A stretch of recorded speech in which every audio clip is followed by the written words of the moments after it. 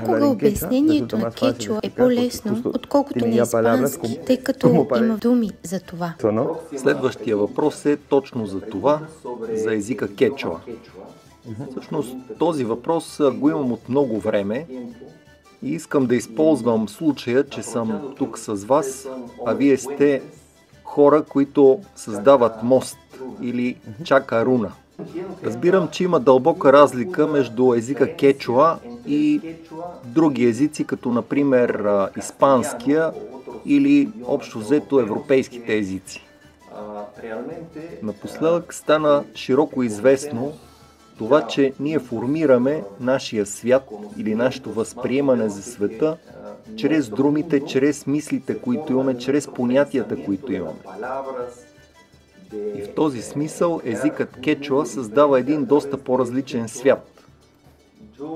И въпреки, че не говоря кечуа, имам впечатлението, че в една единствена дума понякога е вложено съдържание с голяма дълбочина и сила.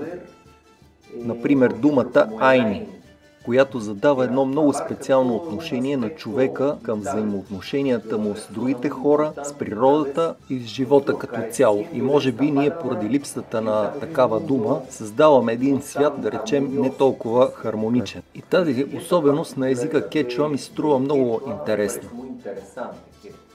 Особено имайки в предвид това, че чрез думите, чрез словото, ние формираме нашия свят.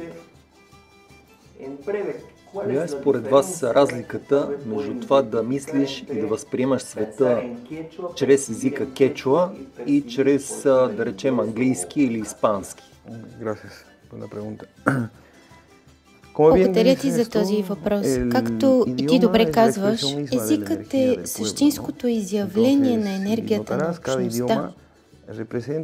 Всеки език накратко представлява точно това. Затова, ако говориш, например, за английския, той има една много специфична характеристика. Там всичко зависи от намерението, с което се казва. И за това нямам необходимост да използвам много думи. По-скоро трябва да доминирам намерението и финеса да мога да се изразявам. Затова накрая думите завършват с гласни букви, за да бъдем внимателни към звуковете, които излизат накрая на всяка дума. За сметка на това в испанският, например, съществува един дух. И за да ме разбереш по-добре, ще ти кажа. За всяко нещо има измислена дума. За всяко нещо. И това прави езикът много богат.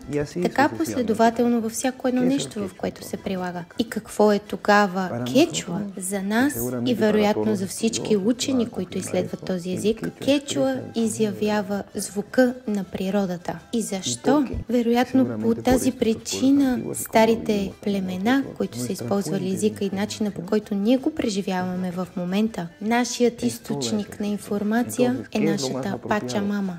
Тя е целият живот. И тогава какво е най-подходящото? Да се имитира звукът, по който вибрира природата. Затова всички думи в кечуа са ономатопеични и като всеки друг език е имал своето развитие и има своето развитие. Ще ти дам пример. Например, в английският език съществува като такъв и има много диалекти. Например, той е различен в Англия, както и в Щатите. И всички езици като цяло имат своите диалекти, както и в испанският. В кечуа също се случва това. И е невероятно. В езиците, които се използват в перуанската джунгла, 30-40% от тях съдържат кечуа. Не разбирахме до сега каква беше причината за това. Дори няма проучване по въпроса. А сега всички използваме английски, защото той има този аспект на лесно общуване. А сега всички го говориме, защото ако не говориш английски, значи се отдалечаваш от обществото като цяло. Кечуа също е имал тази причина да бъде използван по този начин.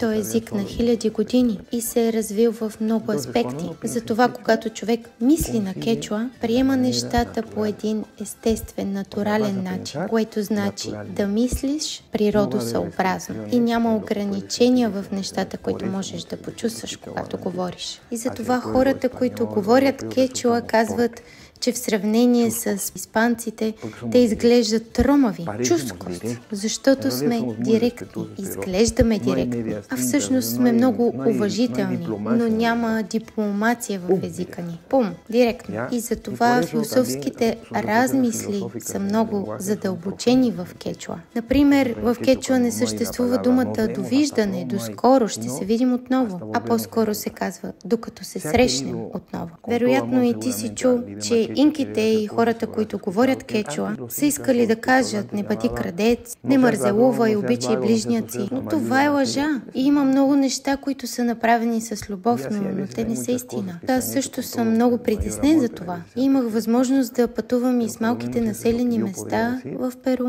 и там да практикувам моя кечуа език. И да осъзная, че много пъти дори не ме разбираха, когато им говорех на този език. Защото понякога се случва така. Понякога дори тези, които говориме по определен начин, не се разбираме помежду си. И сега в момента в Перу има една голяма дискусия, не знам дали си запознат, дали в кечуа има 5 или 3 гласни. И това се обсъжда в момента. Но важното е, че признаваме силата и стойността на езика кечуа и основното е, че езикът кечуа звучи така, както звучи природата. И всички лечебни песни, например, и карусите също са свързани с това да се говори по един директен начин. И това създава ефекта, дори когато човек не разбира какво се казва, да почувства една дълбока емоция. Защото езикът съдържа тази вибрация. Това не трябва да значи, разбира се, че кечуа е най-добрият език на света, а това е начинът просто, по който съществува. Давам си сметка също, че звученето, самата вибрация на езика е много специална, много различна.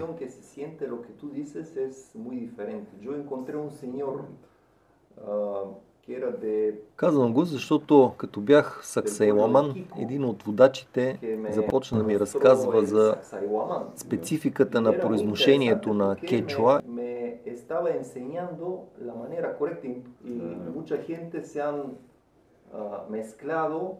И за това, че в днешно време много хора са преиначили езика, смесвайки с испанския в кечуаньол. И държеше много над правилността на звука, на звученето. Да, виж, това, което се е случило в модерните времена е, за да не се загуби езика, тъй като кечуа не е имал писменост, не са съществували символи, а идеограми, така разбираме ние. И за да може да се преподава като помощен език, използван испанският, за да се изобрази кечуа, но отбелязвайки тези важни разлики. Например, един начин да назовем време и пространство е пача, така както звучи. Но ако направя едно вдишване между устата си и кажа пача, това означава дрехи. За това съществуват тези основни разлики. И за това понякога те не могат да бъдат произнесени. И за това на град Коско най-вероятно са му сложили името Куско с З. И да, така се случва. И това е много важно. Това, което ти току-що показа, променя дишането. А дишането е енергиен процес. Затова считам, че езикът не е просто предаване на информация, а той определя звуците, които вибрират в нас и нашето дишане. А това е много важно. Защото се променя и биохимията на тялото, и енергетиката на тялото, а това води и до промяна и на съзнанието. Но това е една много обширна тема. Сега исках просто да обърнем внимание на този въпрос и да получа от вас обратна връзка за значението на звука и на езика. Да, само искам да добавя един детайл. Ти спомена за Айни. Преди 2010 година е имало голямо духовно раздвижване. Много хора са дошли в Куско и са научили тази нова концепция, защото преди това не съществуваше тази идея за общностите. А след това по целия свят започна да се говори за аз имам моето общество, аз имам моята общност. А това разбиране идва от Айлу. И това хората го научават от Перу, от начина по който хората живеели. И другите се научили за Айлу, за общността. И това било разпръснато по целия свят. Защото преди 2010 никой не говореше за това. То било едно чисто знание, съществуващо в езика кечуа, айлу. И заедно с айлу, панака, една общност. Просто исках да споделя това. Да, преди 2010 година всеки вървеше по пътя си. Не съществуваше думата общност. А след това, до настоящия момент, всеки говори, аз имам моята общност. Например, в Австралия имам моята общност в Щатите, но всичко това идва от едно общо място, от един източник. И то било пазено в общността, от общността Кико. За да може всеки един от нас сега да бъде част от определена общност. И това е започнало да бъде разпространявано. И идеята за Айлу идва от Панака, от тази концепция. Мисля, че си заслужава да обърнем малко повече внимание на тази тема, тъй като напоследък има едно такова движение или тенденция, както в нашата страна, така и на други места по света, да създават такива общности, за да могат да живеят извън големите градове, да се освободят от зависимостта, в която са попаднали и създавайки такава общност и необходимите условия да могат да живеят по-близо до природата, по-малките градове и села. И ми се струва, че при вас все още много хора просто живеят по този начин. Това е една традиция, която продължава да бъде, докато при нас поради различни причини се е загубила. Да, това, което и аз разбирам и усещам е, че човека като цяло, няма значение от расата, от която е, сме загубили тази свързаност към земята и към нас самите. Но земята, Бог или така както искаме да го наричаме, е толкова могъщ и знаещ и ни дава един нов цикъл и нова възможност. Защото това, което са направили хората от Андите, от Амазон, е вероятно чрез своята традиция да запазят това знание, което чак сега ние сме готови да разберем в дълбочина какво е всъщност неговото значение. Тя ни показва светът такъв какъвто е. И тук не става дума за налагане на някакви вярвания, а просто да разберем какъв е този феномен, който ние наричаме земя и живот.